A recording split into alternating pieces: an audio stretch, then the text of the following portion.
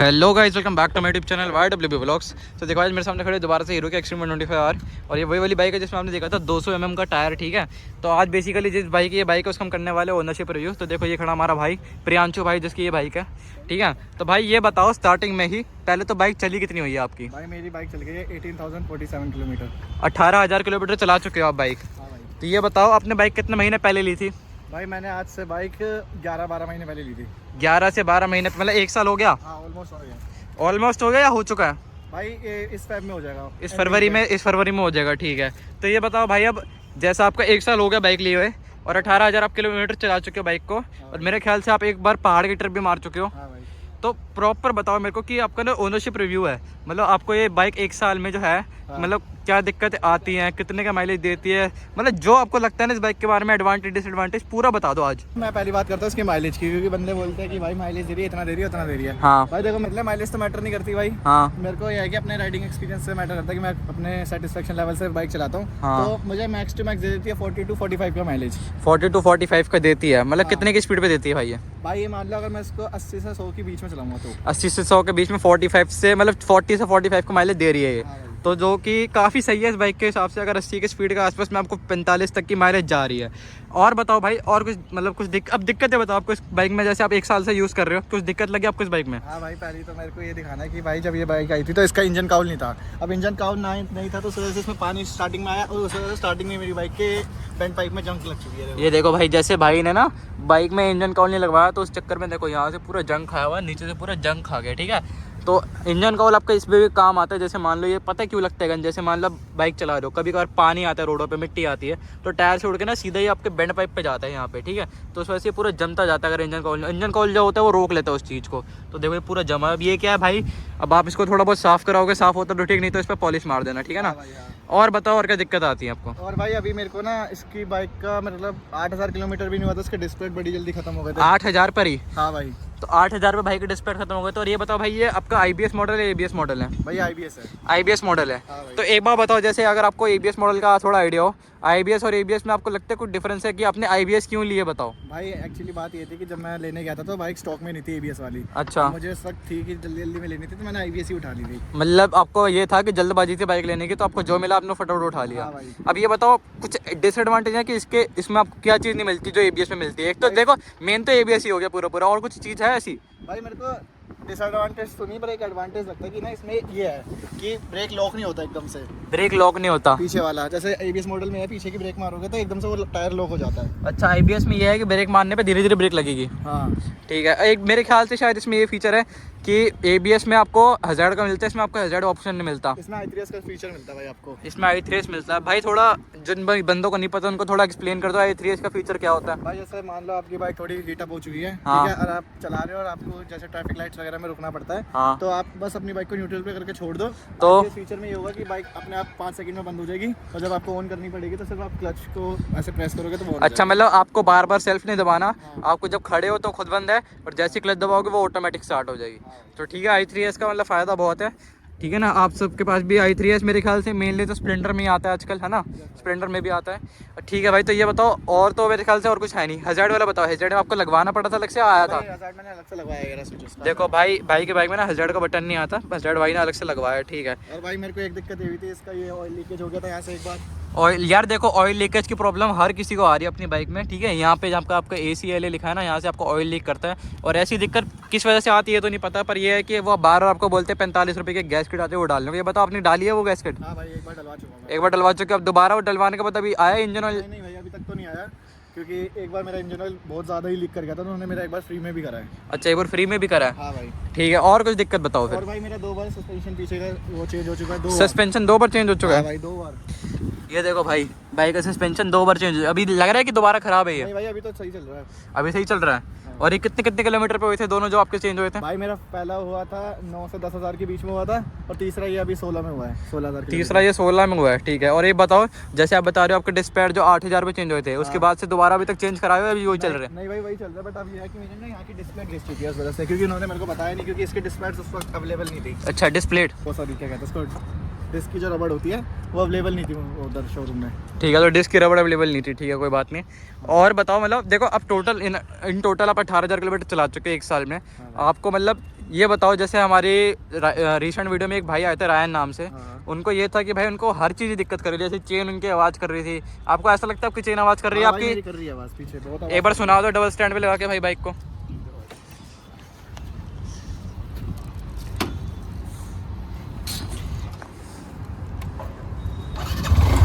तो देखो भाई, वैसे अभी मैंने एक गियर पे डलवा दिया भाई से बाइक, ठीक है। अब थोड़ा पास से आपको आवाज़ सुनवाता हूँ, वैसे तो हो सकता है कैमरे में इतने अच्छे कैप्चर ना हो, पर एक बार सुन लो आप।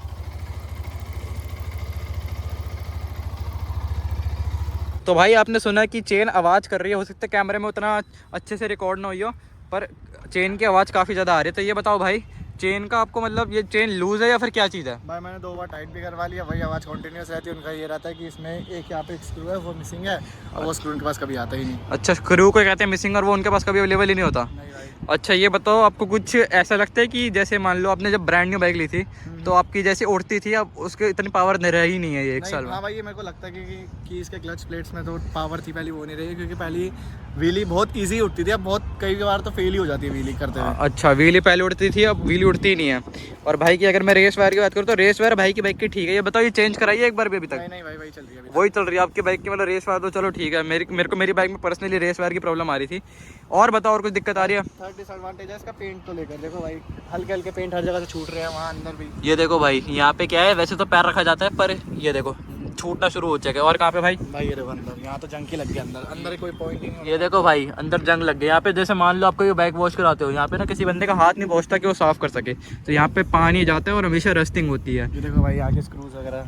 हाँ, ये देखो स्क्रूज पे भी रस्टिंग शुरू हो चुकी है। तो भाई वैसे देखो, इसको कोई सोल्यूशन तो कंपनी वाले देने नहीं वाले। मैं आपको एक सोल्यूशन देता हूँ, WD-40 करके स्प्रे आता है, उसको लगाना। उससे क्या है कि जो आपकी रस्टिंग हो रखी है ना, वो उसमें थोड़ा ठीक कर देगा उसको। ठीक है। हाँ, तो भाई अब ये बताओ, आपको जैसे आप इतने टाइम से बाइक चला रहे हो, आपका मतलब देखो वैसे तो ना होए, लेकिन अगर कभी एक्सीडेंट हुआ है तो आपको बिल्ड क्वालिटी कैसी लगी? ये बताओ, पहले एक्सीडेंट हुआ है आपका आज तक? भाई मेरे इस बाइक से 4 से 5 एक्सीडेंट हो चुके 4 से 5 हो चुके हैं। हाँ भाई। अब ये बताओ, 4 से 5 में जितने की भी आप स्पीड पे ठोके, हाँ। जैसे मान लो एग्जांपल ले, अगर आप 50 पे ठोके थे, हाँ। तो जितना इस बाइक में डैमेज हुआ था, उस हिसाब से आपको क्या लगता है कि इस बाइक की बिल्ड क्वालिटी बेकार है, अच्छी है? भाई इस बाइक का थोड़ा ऐसे है कि जैसे जैसे एक्सीडेंट होता है वैसे वैसे इसके पार्ट होते हैं। जब मेरा फर्स्ट एक्सीडेंट हुआ था तो बाइक में पार्ट्स में कोई दिक्कत नहीं आई थी, सिर्फ उसका एक हैंडल टेढ़ा हुआ था। अच्छा, वो कितने की स्पीड पे हुआ था आपका एक्सीडेंट? भाई वो हुआ था 60 की स्पीड में। 60 पे हुआ था? मतलब हुआ क्या था उसमें, कुछ आइडिया कुछ ऐसा बताओ। क्या था, मैं हाईवे पे था और स्कूटी वाले ने सामने बिना इंडिकेटर के दूसरी लेन में आ गया। अच्छा, तो वो बाइक में एकदम से इसने ये है कि जितनी ये पावर देती है ना, उस हिसाब से इसकी ब्रेकिंग देती नहीं है, क्योंकि मेरी IBS है ना।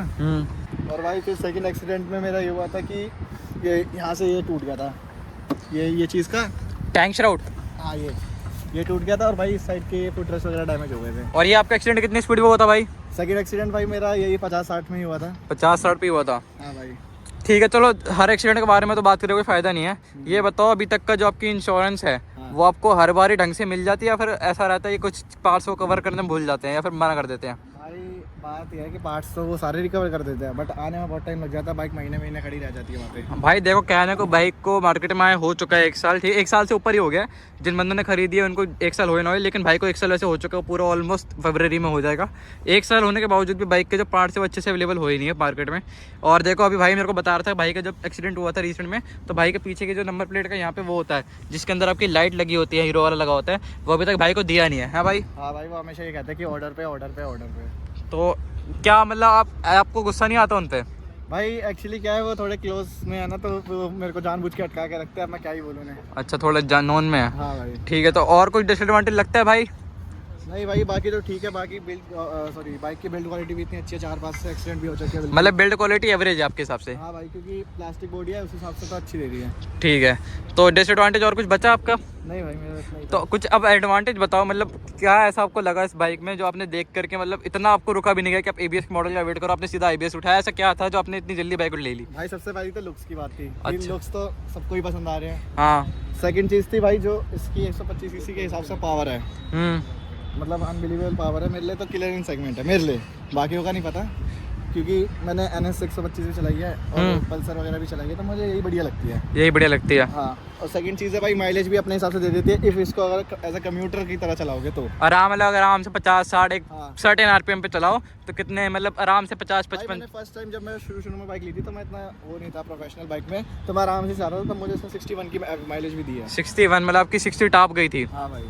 ठीक है, तो मतलब भाई को अच्छा खासा, मतलब भाई का एक्सपीरियंस जो है वो अभी तक का फिलहाल में अच्छा रहा है। ठीक है, आपने लास्ट वीडियो अगर आपने भाई मेरे चैनल पे देखी, रायन नाम का बंदा आया था, उसका जो एक्सपीरियंस था वो बहुत बेकार था। ठीक है, वो बाइक की बहुत बुराई करके गया था। आपने वो वीडियो देखी थी, पहले ये बताओ। हाँ भाई देखिए। तो आप उसकी कोई बात से एग्री करते हो वैसे? भाई कुछ बात से बिल्कुल एग्री है, कुछ बात से तो नहीं है, क्योंकि शायद मे भी हो सकता है कि उसकी बाइक कोई वो इशू। हाँ, क्योंकि हो सकता है भाई एक सर्टेन मॉडल जैसे उस भाई पे जो बाइक गई, हो सकता है उस वाले सिर्फ मॉडल में दिक्कत हो यूनिट में। ठीक है, तो ऐसा ज़रूरी नहीं है कि सारी बाइकों में सेम दिक्कत आए। अब देखो जैसे यहाँ पे भाई की बाइक खड़ी है, ठीक है, पीछे वो देखो, पीछे मेरी खड़ी है, एक और भाई की खड़ी है बाइक। तो ज़रूरी नहीं है कि जो भाई की बाइक में, इस वाली बाइक में दिक्कत है, वही मेरी बाइक में भी है, उस बाइक में भी हो। ठीक है भाई, और बताओ, और कुछ बताना चाहते हो बाइक के बारे में आप?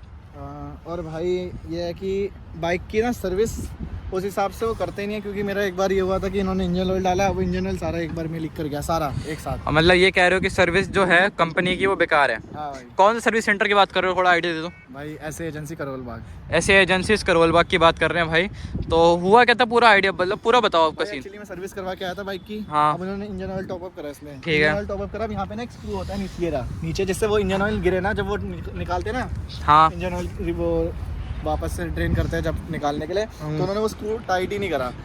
बहुत हल्के से ऐसे हाथ से वो कस दिया। अब जब मैं ले जा रहा था बाइक, अब वो स्क्रू गड्ढे वगैरह में कहीं निकल गया और वो पूरा इंजन ऑयल सारा निकल गया, और मैं एक्सीडेंट होते होते बचा था, क्योंकि सारा तेल उसका पीछे बैक टायर पे लग गया था। अच्छा, मतलब स्लिप होते होते बची थी। हाँ भाई।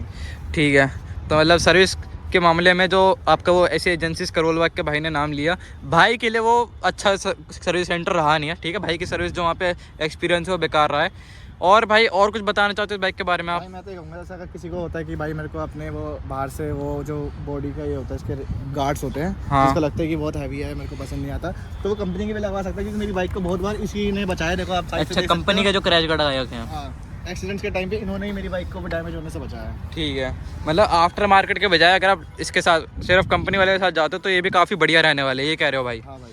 ठीक है, अब ये बताओ, जैसे आपने पूरा ओनरशिप रिव्यू बता दिया अपने, कुछ और बताना चाहते हो वैसे भी? भाई और तो ये है कि सबके राइडिंग स्टाइल पे डिपेंड करता है इसके। भाई ये वैसे तो कम्यूटर बाइक ही एक तरीके से कम्यूटर ही है, देखो हाँ। कंपनी ने कम्यूटर बोल के ही लॉन्च करी है, बाकी डिज़ाइन उन्होंने स्पोर्टी थर्ड दे दिया थोड़ा, तो बंदे इसको वैसे ही चलाते हैं फिर। भाई एक तरीके से कॉलेज स्टूडेंट्स वगैरह के लिए बाइक है। अगर तुम एज अ फैमिली मेंबर के लिए ले रहे हो कि फैमिली के लिए, तो ये बाइक बिल्कुल सपोर्टेड नहीं है, क्योंकि हाँ। भाई इसकी सीट ऐसे डिज़ाइन ही नहीं है कि बंदा पीछे वाला कंफर्टेबल बैठ पाए। ठीक है, तो भाई आपकी तरफ से फिर आज का इतने रिव्यू था। हाँ भाई। अब ये बताओ मेरे को, जैसे मान लो जो बाइक बंदे अभी लेना चाहते हैं, आपने जैसे बताया कि शायद हो सकता है इन फ्यूचर कुछ टाइम में, अभी जैसे इसके न्यूली कलर लॉन्च हुए हैं, और हो सकता है कुछ टाइम में कि इसका सिंगल सीट वेरिएंट आ जाए। ठीक है, कुछ कह नहीं सकते हम। तो जिन बंदे अभी सोच रहे हैं इसको 2025 में, इस वक्त फरवरी के महीने में लेने को या मार्च में लेने को, उनको लेनी चाहिए, या फिर वो सेगमेंट में कुछ और बाइक ले सकते हैं, या फिर जैसे मान लो जिनका बजट 1 से 18-20 तक का ही है, उनको थोड़ा एक्सटेंड करके दूसरी बाइक ले लेनी चाहिए? भाई देखो, इफ आपके बजट में 125 सीसी से ऊपर है, तो आप 125 सीसी से ऊपर की बाइक ले सकते हो। नहीं, जैसे बहुत बंदे बोलते हैं ना कि भाई हमारे पास ऑप्शन है, एक तो एक्सट्रीम 125 का, एक ऑप्शन आ जाता है N150 का, क्योंकि प्राइस गैप थोड़ा सा ही है, ज़्यादा नहीं है। भाई देखो, मैं यही कहूँगा कि अपने सेगमेंट में 150 सीसी के हिसाब से बहुत तगड़ी है, ये 125 सीसी। इफ़ आपको अगर मतलब हायर सीसी की बाइक चाहिए तो आप उस पर स्विच कर सकते हो, पल्सर 150 पे। और इफ़ आपको चाहिए कि लुक्स वाइज और कि मतलब कि होता है ना कि माइलेज वगैरह भी मिल जाए बढ़िया, तो आप इस पे आ सकते हो। बट एज अ फैमिली के लिए ले रहे हो तो बिल्कुल भी मत लेना भाई। ठीक है, और कुछ रिमार्क्स देना चाहोगे, मतलब जो 2025 में फिलहाल लेना चाहते हैं, फिर वो बिना कोई डाउट के ले लें अभी इस बाइक में? जैसे आपने बताया कि जैसे इसके इंजन ऑयल लीक की दिक्कत है, न्यू यूनिट्स में भी आप ये बताओ, आपकी बाइक पहले फर्स्ट लॉट की थी? हाँ भाई, मेरी फर्स्ट लोड की थी, फरवरी की थी ना। फर्स्ट लॉट की बाइक थी भाई की, तो हो सकता है उस वजह से भी थोड़ी दिक्कतें दे रही हो भाई को, जैसे इंजन ऑयल लीक का जो प्रॉब्लम है, 2 बार सस्पेंशन चेंज हो चुका है। एक चीज़ और है भाई, देखो मैं दिखाऊं। हाँ दिखाओ भाई, ये देखो, ये यहाँ पे देख रहे हो, यहाँ पे स्क्रू, ये यहाँ का स्क्रू अपने आप निकल गया, सोचो। अच्छा, ये वाला ये यहाँ पे ये स्क्रू है ना, हाँ। चलती बाइक में से अपने आप निकल गया। तो चलो, फर्स्ट लॉट की बाइक में थोड़ी बहुत तो छोटी मोटी दिक्कतें रहती हैं। अब ये बताओ, जैसे हम देख पा रहे हैं आपने फैट टायर पीछे इंस्टॉल कर रखा है। हाँ भाई। वैसे तो हम लास्ट वीडियो में इसकी बात कर चुके हैं आपके साथ। हाँ भाई। ठीक है, तो ये बताओ फैट टायर के मामले में एक बार दोबारा मैं पूछ लेता हूँ आपसे। हाँ भाई। जो बंदे जिनको जैसे शौकीन है, मोटे टायर लगवाने के शौकीन है, उनको जैसे 200 अगर इतना अच्छा नहीं लग रहा, तो 190 भी इससे थोड़ा सा ही कम होगा, है ना? हाँ भाई। तो ये बताओ 190 200 दोनों में से कुछ एक लगवा सकते हैं, या फिर 190 से भी नीचे 160 तक लगवाएं बस? जो इसके अलॉयज है ना, हाँ। वो इस हिसाब से कि तुम इस पे 190 200 भी लगवाओगे तो वो सेम ही दिखता है। 190 180 और 200 अच्छा, मतलब तीनों सेम दिखते हैं। मतलब अगर किसी को हल्का सा लुक स्टॉक से चेंज करना है तो 160 तक भी जा सकता हाँ है, भाई। उससे ऊपर जाओगे तो थोड़ी दिक्कतें आती है। बस यही है कि यहाँ पे थोड़ी दिक्कत करता है, बाकी तो और कोई दिक्कत नहीं है। अगर तुम इसको मॉडिफाई करवा के हटवा सकते हो तो फिर तुम 200 रुपये स्विच कर। ठीक है, बाकी अगर फुल वीडियो चेकआउट करने ना भाई इस चीज़ की कि फैट टायर की प्रॉब्लम्स क्या आती है और फैट टायर और एक स्टॉक टायर के बीच का डिफरेंस मेनली क्या क्या है, ठीक है, वो वीडियो हो सकता है आप इस वीडियो के पहले देख चुके हो या फिर हो सकता है इस वीडियो के बाद आए, लेकिन जाकर चेक जरूर करना, ठीक है भाई। हाँ ना भाई, आपने उसमें भाई ने पूरा बताया कि क्या दिक्कत भाई को आती है, कितनी कॉस्टिंग पड़ी थी, कहाँ से भाई ने लगवाया, ठीक है। तो इस वीडियो में फिलहाल भाई फिर इतना ही था आज के लिए। हाँ भाई ठीक है, तो भाई एक काम करते हैं, इस वीडियो को यहीं पे एंड करते हैं। अगर आप चाहते हो कि और किसी चीज़ पे वीडियो लेकर आऊँ या फिर भाई से कुछ आपका सवाल है तो कमेंट कर देना, भाई आपको आके कमेंट में रिप्लाई कर देगा। और अगर आपको वीडियो पसंद आई तो भाई आप बताओ क्या करना है अगर वीडियो पसंद आए तो। लाइक शेयर कमेंट और सब्सक्राइब। अच्छा ठीक है जी, तो भाई ने अब तो बोल लीजिए कि लाइक शेयर कमेंट कर देना, ठीक है। तो करते इस वीडियो के यहीं पे एंड, होप करता हूँ आपको आज वीडियो पसंद आई होगी। और बाकी तो भाई ने बता दिया आपको क्या करना है वीडियो के साथ, तो करते इस वीडियो के यहीं पे एंड। Thanks for watching.